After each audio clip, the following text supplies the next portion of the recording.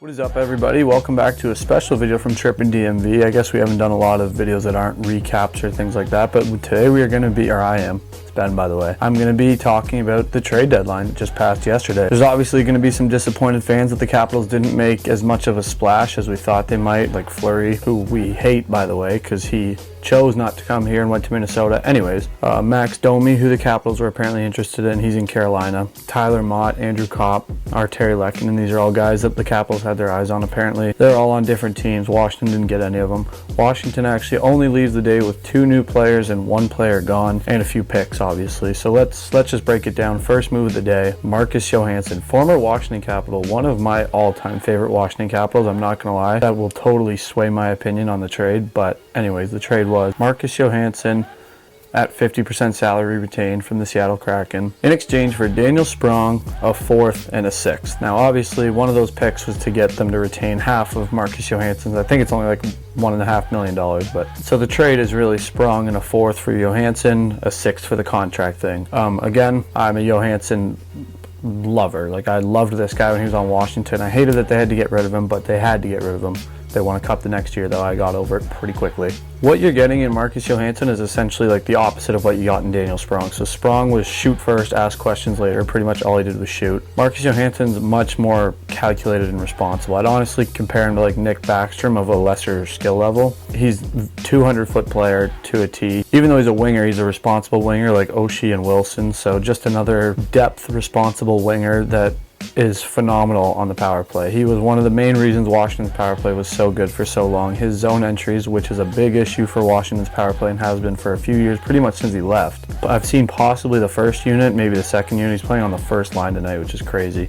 But anyways, that's just going to be so big because Sprong, like, again, he can shoot, but he just thinks with his stick. Like, he just shoots everything. He's just rushing everything. Johansen's a smarter player with probably a better skill set. He's a phenomenal passer, good hands on him too for being a lower lineup player, like bottom 6. He can pretty much play anywhere in the top 9 and not look out of place, which is good, but I'm doing a horrible job of explaining this. You know Marcus Johansen, you know what he brings to the table. It's just a little bit more on brand with Washington hockey than what Daniel Sprong does. We have someone who just shoots the puck and he's the greatest goal scorer of all time. We need those responsible players down the lineup because like, he can produce offense, but he can't, like, all Sprong did was produce offense, and that's not useful in a bottom 6 position. You need to be able to play defense. Johansen brings that. And plus, it's just huge how familiar he is with the team. Most of his time was spent as a Capital. He was drafted here. He was there for all the playoff disappointments pretty much. Nick Backstrom is one of his best friends. Ovi knows him well on the power play. Even Tom Wilson, John Carlson, these guys all know him. So I don't know. Like, obviously I love Johansen, so I love the move anyways, but I think just in general, we're getting the better player in the trade for the team. And Sprong's younger, sure, but like, it's on, what, like his 5th team now? I don't think he's really what he was supposed to be. So I think this trade was a resounding success for GMBM. No, it's not like Andrew Kopp or someone that everyone else wanted, or Arturi Lehkonen, but I mean, they got a guy who they know will fit into the lineup well, which is very important, very underrated thing. The second and final trade of the day was with the Arizona Coyotes. The Capitals give up a 3rd-round pick for Johann Larson at half-retained salary. Now, Johann Larson, I didn't honestly know much about, but reading up everything about him, apparently he's just phenomenal defensively. Like, that's his bread and butter, is playing defense. So again, him and Johansen are good players for depth positions because they know they can play solid defense. And Larson plays center and wing, which is huge. Having that option at center is big.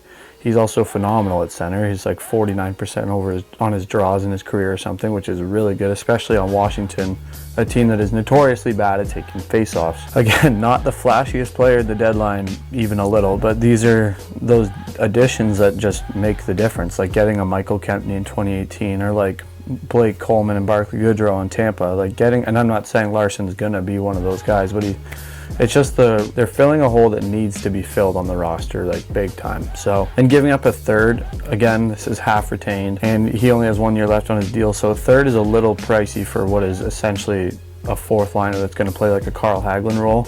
Great point brought up by Noah in our group chat was that maybe this is like a re-sign option, like maybe Carl Hagelin's replacement. That would make sense to give up the 3rd then, like overpay a little, and a 3rd's not much, but for a 4th line player, it kind of is. That's like, I feel like I bring him up every video. That's like Ryan Reeves. He gets like 2nd and 1st for him when he's atrocious. But getting these 2 players who can play center and wing, play responsible defense. Johansen can chip in offensively on the power play and stuff like that. These are just like specific moves. They're not going for the big fish like Claude Giroux or something like that. They're going to try and fill holes that they see in their lineup. And the defense, when it's healthy, has been like pretty good, I would say. Goaltending, Vitek's looking like he's coming out a bit like as the guy, which is phenomenal news. I love that. But you know, he got hurt the first game of playoffs last year when he was the guy too. So a depth, like a solidified backup wouldn't have been bad just because of how inconsistent Sammy is. But I mean, in terms of just like getting the right pieces, I think Washington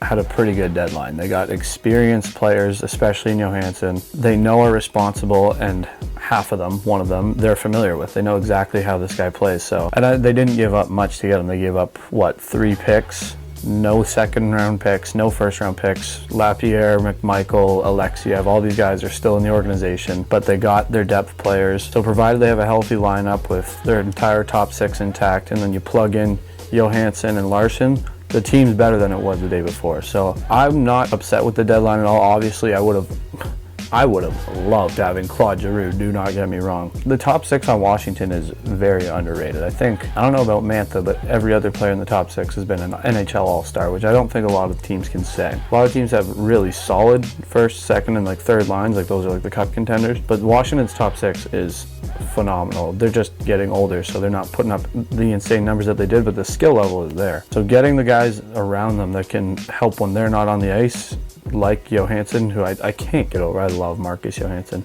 Getting a guy like him in there is huge. This Johann Larson, I'm hearing good things about him. Even like respected hockey people on Twitter, when Washington made the move, were like, ooh, that's a good pickup. So I don't know. I don't hate the deadline at all. I'm generally a pretty biased person though. So if I'm wrong, let me know. Trade grades, I don't know. It wasn't a bad deadline. I'd say like a B or B plus. They didn't make massive moves, but they made necessary and smart moves. And the key word that I'm seeing thrown around is versatility. They have 2 very versatile players now in their lineup. Team's better than it was the day before, so I'm happy. Welcome back, Marcus Johansen. I love you, like I keep saying.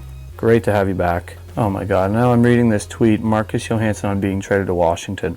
This is the one place I wanted to go. We were here a few weeks ago, and coming here always still feels like home. I'm just very excited for the opportunity. This feels special. Yeah, no, this was a great trade. This could be the best trade Washington's ever made. So I'm totally fine with that now. Might bump this up to a B plus, A minus trade deadline. Johansen is playing on that top line tonight against St. Louis. I'm pumped. Thank you so much for watching. Let us know what you thought about the Capitals trade deadline, because I know people have very different opinions about this. And stay tuned for my next recaps on Thursday. I missed a week because I was out of town, but I will be catching up all the games and watch the latest one that I did. And again, thank you so much for watching. And Mojo back in DC.